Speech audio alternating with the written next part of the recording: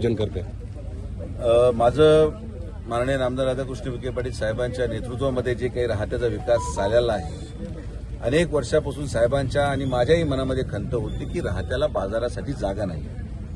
वीरभद्र महाराजाच्या प्रांगणामध्ये जो बाजार लागतो तो आज बाजार साकुरीचे रस्ते जाम करत आहे, तो बाजार आज नगर मनमाड जाम करत आहे, तो बाजार आज या छत्रपती शिवाजी महाराजांच्या नावाने असलेल्या कॉम्प्लेक्सचं पूर्ण एंट्रन्स बंद करत आहे.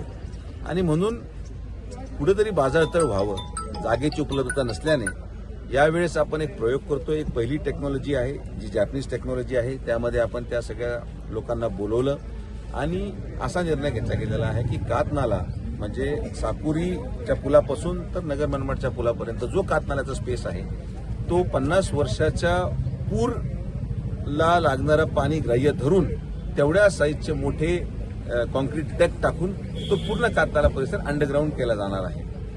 अंडरग्राऊंड केल्यानंतर माझ्या मते जवळपास 1 ते 1.25 एकर जागा राहत्याच्या बाजारतळासाठी उपलब्ध होईल आणि हा राहत्याचा सर्वात महत्वाकांक्षी प्रकल्प ठरणार आहे. आणि एकदा हा प्रकल्प यशस्वी झाल्यानंतर याचा बोध घेऊन अनेक शहरांमध्ये महाराष्ट्रामध्ये जिथं जिथं नाले वाहत आहेत आणि जिथं शहरीकरण वाढलेलं आहे असा पर्याय आपण उपलब्ध करून देणार आहोत.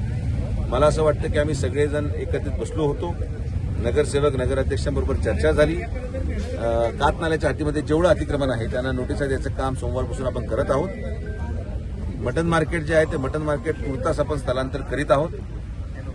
बाजार तर विकसित झाल्यानंतर परत मटन मार्केट जसं लोणीला एक मॉडेल मटन मार्केट तयार झालंय तसंच मटन मार्केट आपण राहत्यामध्ये देखील तयार करणार आहोत. या संदर्भात सगळी चर्चा झालेली आहे.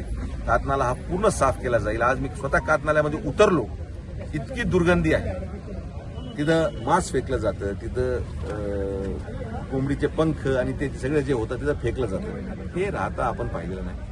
म्हणून मी ताबडतोब पालकमंत्री महोदयांनी विनंती करून 50 लाख रुपयाचं इन्सिनरेटर राहत्या शहरासाठी आपण मंजूर करतोय, जेणे की जेवढं कचरा हा मटन मार्केटमधून एकत्रित होईल त्याचा डायरेक्ट जाळून हा कचरा कुठेही इतर पाणी दूषित करणार नाही. ही सुरुवात आहे. 2 वर्षामध्ये राहता ओळखू येणार नाही. विकासाच्या दृष्टिकोनातून हे मी तुम्हाला शब्द देतो. हा कातनाल्याच्या प्रकल्पाला लागणारे 7 कोटी रुपये हे माननीय नामदार राधाकृष्ण विखे पाटील साहेबांनी मंजूर करून घेतलेत.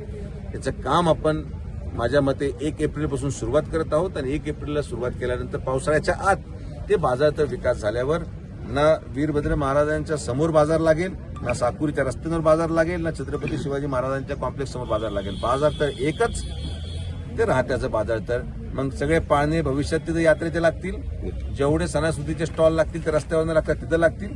ते राहत्याचं औद्योगिक केंद्र म्हणून ओळखलं जाणार आहे. असं एक नाविन्यपूर्ण प्रकल्प आपण करत आहोत. मला विश्वास आहे आणि मी राहत्या शहराच्या जनतेला विनंती करतो की जे काय आम्ही करतो हे तुमच्यासाठी आहे. एखादे 2 लोक नाराजही होतील, काही लोक विष कालवायचा प्रयत्न करतील, पण मी हात जोडून विनंती करतो जनतेला की आपण सगळ्यांनी सहकार्य